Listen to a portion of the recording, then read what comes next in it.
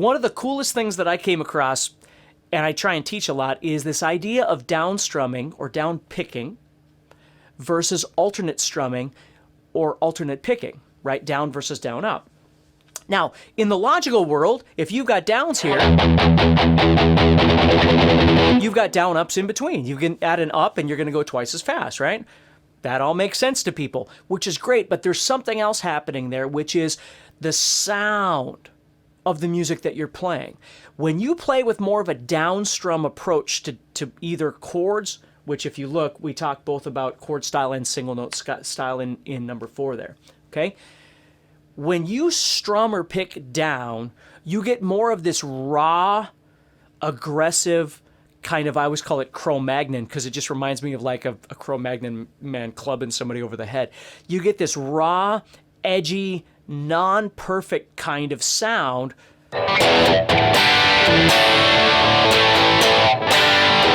by starting and stopping, right? You're just kind of bashing the guitar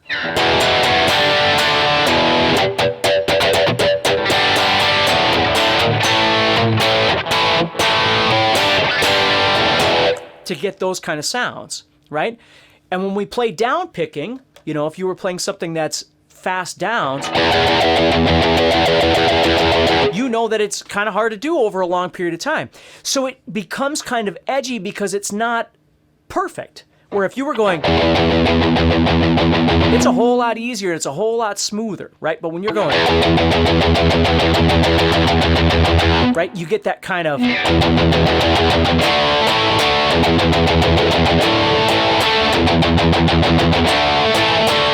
you get that edgy sound from those downs. So even though you could make it more comfortable by turning it over and doing alternate picking, you keep it down to give it that raw, aggressive, AC/DC, Led Zeppelin kind of thing.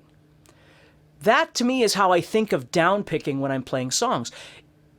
For some people it's easier and for some people it's harder. For some people it's easier because they have the freedom of just kind of hitting and punching these strings at different times. For some people it's harder because they need the consistency of that alternate picking or that smoothness of understanding a down up, like an eighth note, ta ta ta ta ta ta ta ta, where when you're going ta ta ta ta ta ta ta ta, you're starting and stopping at different places, if that makes sense. Because then the other logical thing is that you start playing everything as alternate picking. And of course, when you do this over, let's say, chords, strumming, see how it just smooths out? Where if I was going, let me turn up a little bit there.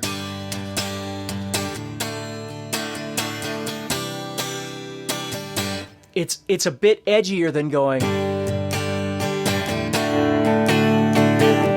Now, what alternate picking or alternate strumming does is it smooths things out, but it also gives us the opportunity to increase our speed, right? Because alternate picking allows us to take something into a place where we couldn't do with just down picking. We can't go as fast with downs as we can with alternate picking. So alternate picking really serves two things, in my opinion. One is it smooths things out. It makes it a little bit more smooth, and it loses those raw, rough edges that the down strumming does. And it keeps everything nice and consistent like a maraca, right? You just keep strumming or picking, however you're doing it. But the other thing is that it enables you to go a lot faster. That's the other big thing that we use it for, especially in rock music. So when we want to play something that's fast,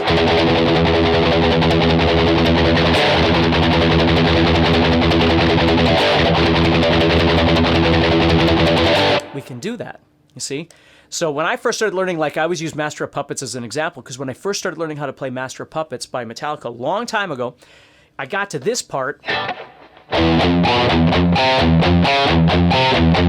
if you know what that is, and I couldn't play it down, so I played it alternate picking,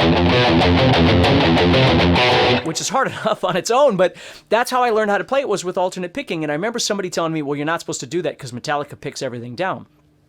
Like I was a punk because I didn't play it with down picking. So I took offense to it, of course, and started learning how to play everything faster down, which I am glad that I did.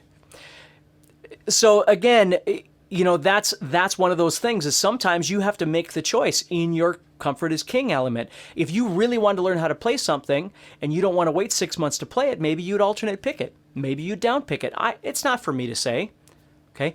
I'm just telling you that these are things that you need to be thinking about to make your journey either more comfortable or next level.